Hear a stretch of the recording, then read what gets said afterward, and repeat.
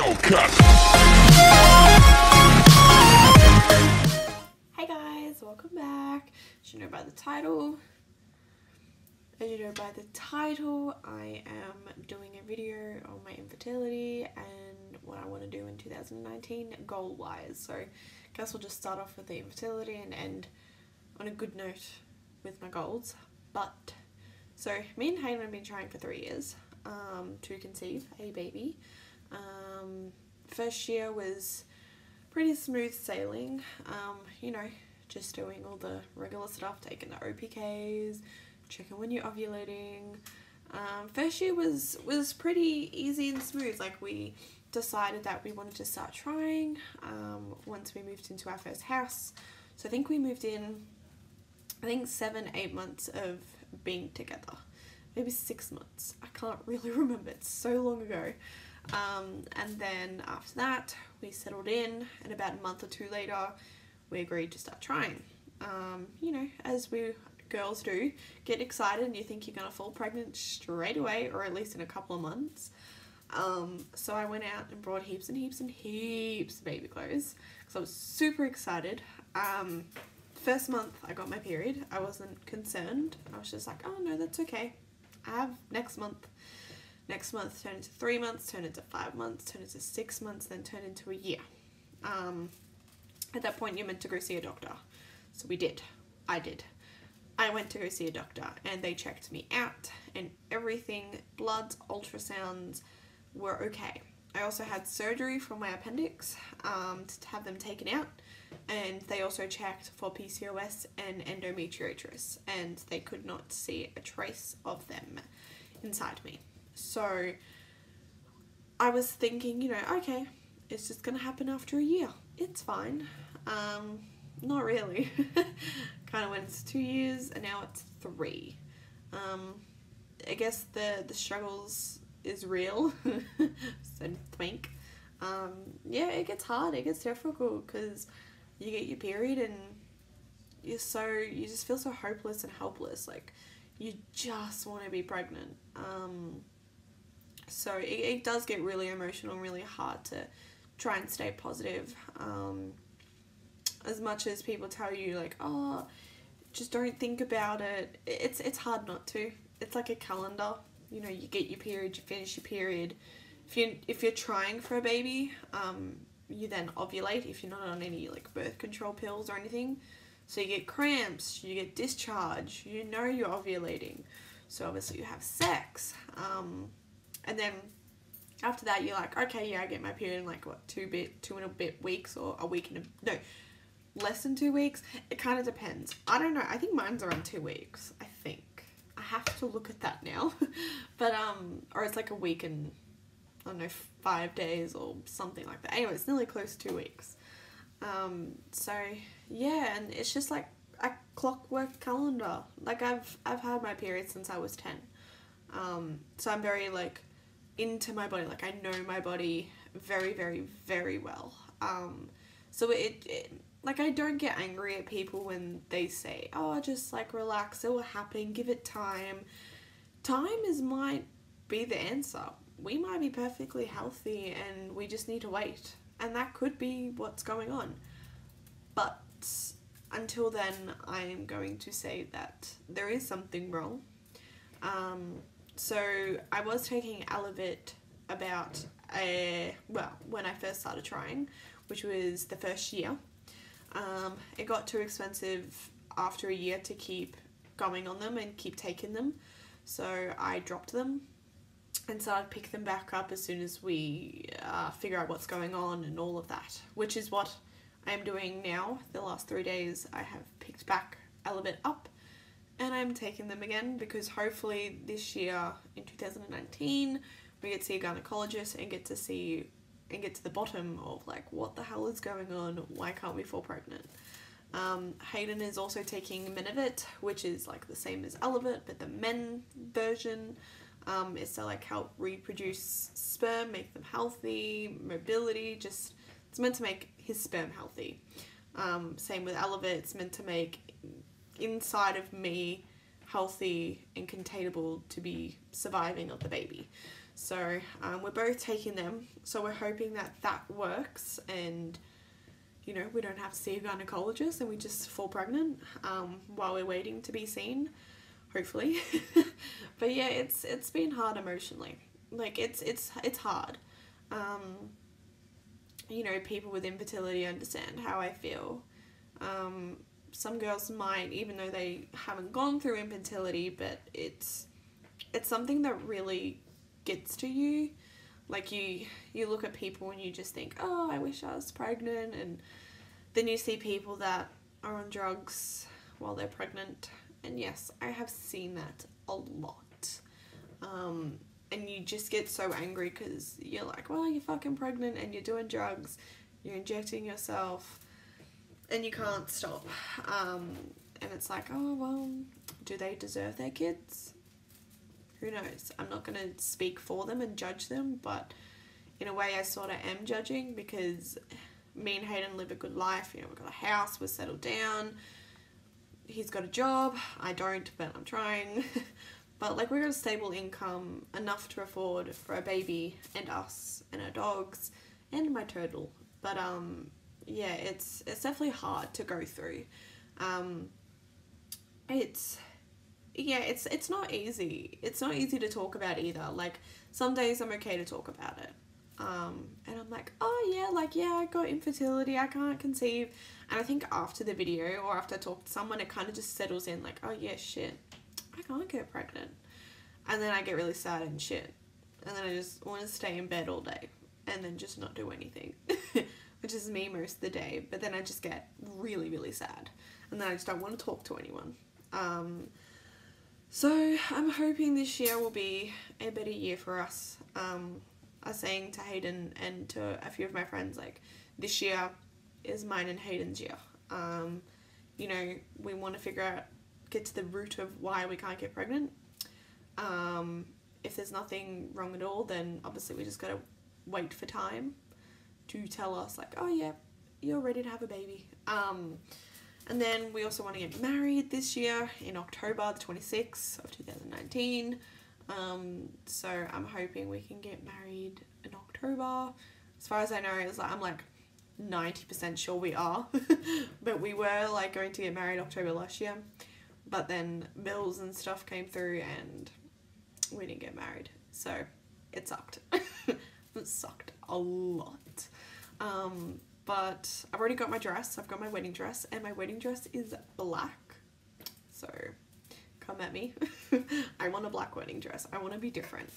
But it's hard because a lot of people want a full detailed story of, like, about infertility, and it's hard because, like, there's not much to tell you. I've been trying for 3 years. I've never ever fallen pregnant, ever. I've never miscarried. I'm so thankful I haven't, because I don't know how people go through that and still be so happy, because it would just break me. I wouldn't wish that on my worst enemy. But I've never been pregnant in this whole 3 years of us trying. So it does make me a little bit concerned that something is wrong, either with me or Hayden, and that is why we are doing our best to try and get to the root of it. I know a lot of people said, well, why have you waited this long to get to the root of it? And I think more was we were in denial and just scared. The first year after that, we just thought, okay, well, let's just give it another year. Like, once after my surgery, they were like, no, you don't have PCS or endo. We just thought, okay, maybe it's just time. Maybe it's just time. So we waited another year. 2 years became 3 years. And I think the reason why we haven't seen a gynecologist up until this point is because we are scared. We're scared to know what's wrong. I guess we're scared to be told that we can't have kids. There's so many things like that could go wrong, and I think we're just scared of being told. And we just hope that they turn around and be like, no, you're fine, it's just time. So our options are that we naturally conceive. If there's something wrong with me or Hayden, we take medication, we have surgery, like whatever it takes to help us and fix us, we will do. We want to conceive naturally. If we can't, then IUI, which is like insemination. We want to do that next. Don't know if I can do it anywhere where I am. I'm not really sure. I haven't really looked into IUI that much. But if we can't do IUI, or if that doesn't work, we're going to go to IVF. Now, where I live doesn't do, well, they do IVF, but not bulk billing. Now, I don't mind paying for IVF, but I mean, if you can bulk bill and save a lot of money, then go for it. And there is a clinic that is an hour and a bit away from us that does IVF bulk billing. So instead of being 20, 30 grand or even more, I'm not sure how much it is, out of pocket, you are covered most things except for your medication. And I was talking to the lady on the phone at the clinic, and she said instead of being like so much out of pocket, you're only out of pocket $600 to $900, and that is just for your medication. IVF scares me a lot. I have seen videos and obviously heard stories, people injecting themselves like with their medications. I don't do well with needles. I don't mind drawing out blood so much. It is kind of difficult for me to get blood out. I know that's not what you have to do with IVF, and I'm kind of just saying why I don't like needles. So my veins, you can't really like see them whatsoever. My veins are really, really deep, and they are shit pretty much. I will drink all the water, stay really hydrated. If I know I'm getting bloods taken, I will do that. Obviously, if I end up in hospital and some freak accident or whatever, like, pretty much, if I end up in hospital, I always warn them, you can't find my veins naturally, normally. You need to get an ultrasound machine to find my vein. And they always say, no, no, no, we've got the best doctor. He'll be able to, or she will be able to get your veins. They come in, they poke me 2 or 3 times in one arm, and they don't. And I'm sitting there screaming in pain, and I'm like sweaty and hot because of how much it hurts, because they keep like moving it. And that's because my veins are so deep, and then they collapse. And then they have to get the ultrasound and poke me again. And it gets really, yeah, it gets really bad, and I get really bad bruises. The only person who I see who can get my bloods is the actual people that do the bloods, that take blood from you. I literally cannot think of the word for me. I had it before, and now it's gone. So if you all know what I mean, them. Where you know, if you need bloods taken out, you go to them.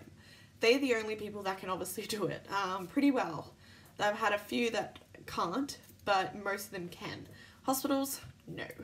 No. So me with needles is just not good, because I've always had fear because of how much pain I have been through with needles. Now I know this is different because it's injecting stuff into me, not taking blood out of me, but needles still scare me. But if I have to do it, and it is my only chance of actually getting pregnant, then yes, I will. I will suck it up.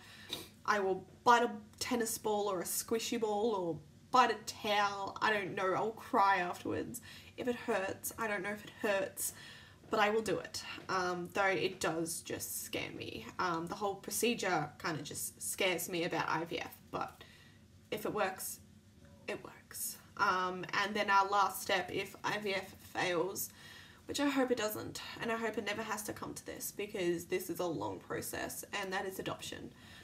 We would then adopt, but adoption is really expensive, really hard, and it's so long to wait. So our options aren't limited because we don't know what's going on yet, but at the same time, like, it's sort of just scary to know that it could just come down to you can't fall pregnant naturally, or there's no way of you guys having kids biologically. Like, you'll have to adopt.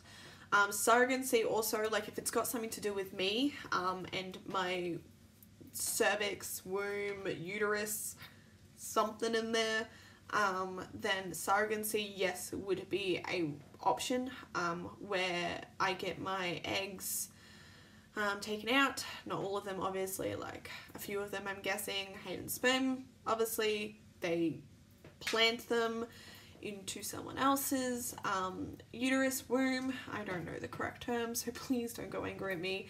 I'm just going off this on the top of my head.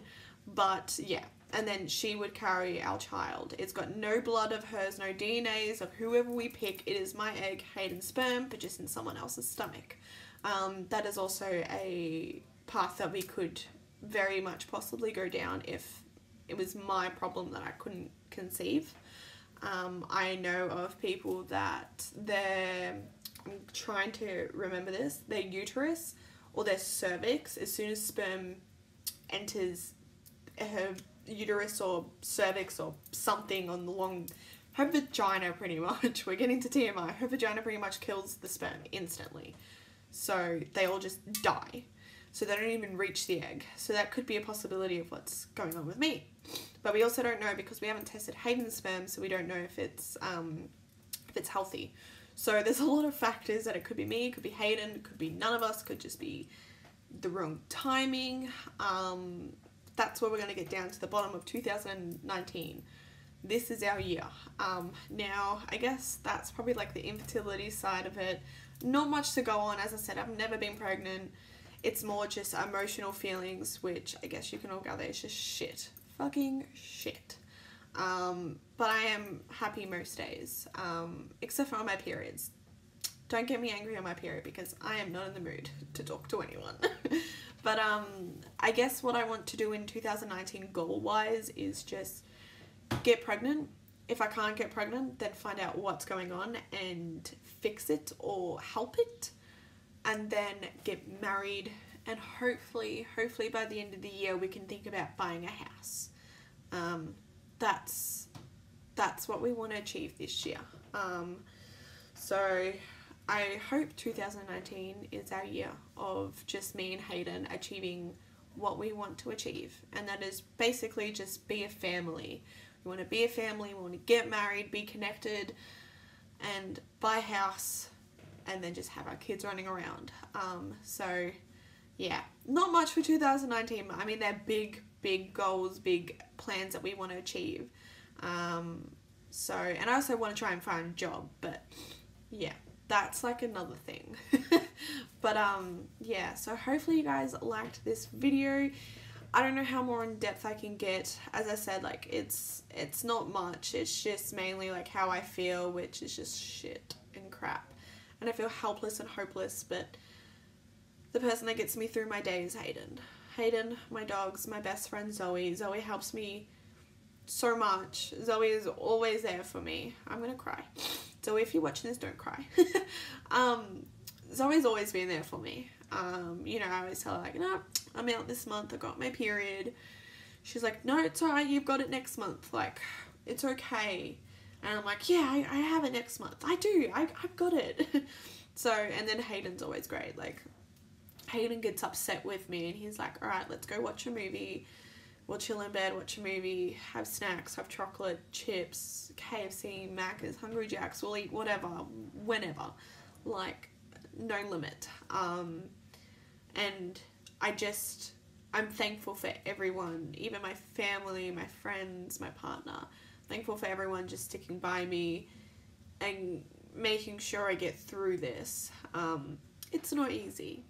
It's not easy having everyone else around you get pregnant and then you're not.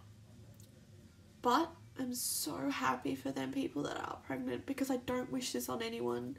I don't wish infertility on my enemies. Like, I can't. It's a struggle and it's hard. And it's hard knowing that, like, you can't bring yourself kids when you want kids. And your partner wants kids and you just feel so bad. You feel like you're letting them down. But, yeah, I'm gonna leave that on a bit of a sad note, but know that I'm okay and that I'm gonna get there. I'm gonna get to have kids. And me and Hayden are going to have kids. We're going to. Whether it be this year, next year, in 5 years' time, we're gonna have kids. And they're gonna be damn sexy, cute little kids. I'm gonna be the best. They're gonna be amazing. So, yeah, that's it for my video. I hope you guys enjoyed it. Bye.